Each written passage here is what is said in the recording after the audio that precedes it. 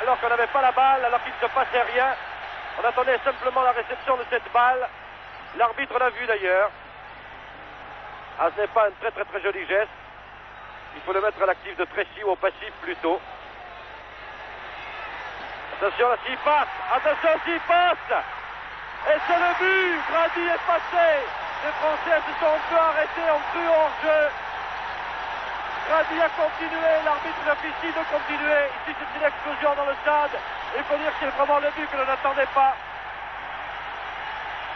Regardez, nous revoyons l'action. Ray n'a pu rien faire. On a senti que le jeu était en équilibre pendant quelques secondes. Manifestement, l'équipe de France est complètement bloquée. Et quand l'arbitre a fait signe, Brady, lui, n'a pas hésité. Il est allé tout seul. Pratiquement, mis à part Lopez, sont dans le camp irlandais et tous dans la surface. Sinegel, peut-être pour Platini. Eh non, il y avait eu un raté. Battenet et du pied droit. A cherché la lucarne, la balle est passée quelques centimètres au-dessus. Il y a une bonne occasion française après une erreur de la défense irlandaise. Qui encourage leur équipe. Et voilà, Holmes à l'attaque. Pardon, c'était Brady pour Giles. Giles qui réclame toutes les balles. Il va peut-être tirer de loin du gauche. Oui, très beau tir sur le poteau. Sur le poteau. Oh, Stevens était là. Sans doute allons-nous revoir cette action. Ce tir du gauche de Giles, vraiment fantastique. Sur le poteau. Et Stevens était là pour reprendre. La France a failli encaisser un deuxième but.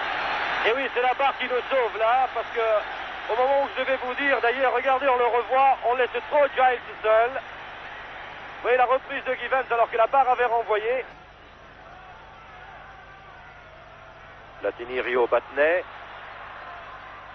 Déviation Rocheteau. Et un tir qui aurait pu faire mal. C'est un peu la spécialité de Platini et aussi peut-être de Battenet là, car la balle est sur la droite. Et il y a du vent. Et le vent est contraire aux Français, bien entendu, malheureusement. Et c'est Battenet qui va tirer, vous voyez, avec beaucoup d'effet. Oh, Kearns a fait un plongeon magnifique. Alors que, je pense, les joueurs irlandais s'attendaient à un tir de Platini. Sur ce ballot, il faut se gêner. Rocheteau, non. Contre favorable à Battenet, oui. Il peut poursuivre. Il va trouver Rocheteau. C'est fait. Rocheteau préfère tirer. D'extérieur. C'était le support du filet qui a renvoyé cette balle.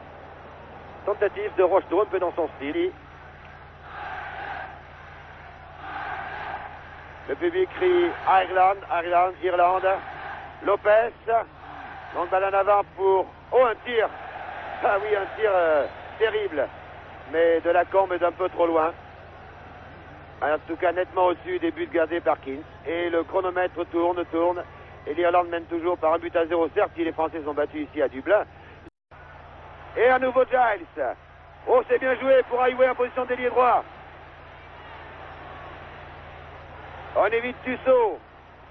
On est face à Rouillère. On donne un retrait à Mulligan. Attention hors-jeu cette fois-ci. Les Irlandais ne sont pas laissés prendre.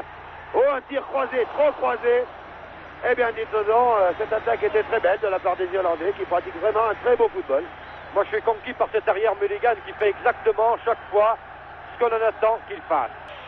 Ils ne veulent surtout pas perdre l'avantage. Rocheteau, bousculé ici, l'arbitre laisse jouer. Et l'arbitre va relancer. Toute dernière minute de jeu. Et non, l'arbitre est encore plus optimiste que nous. C'est terminé. Monsieur Lindmayer vient ici de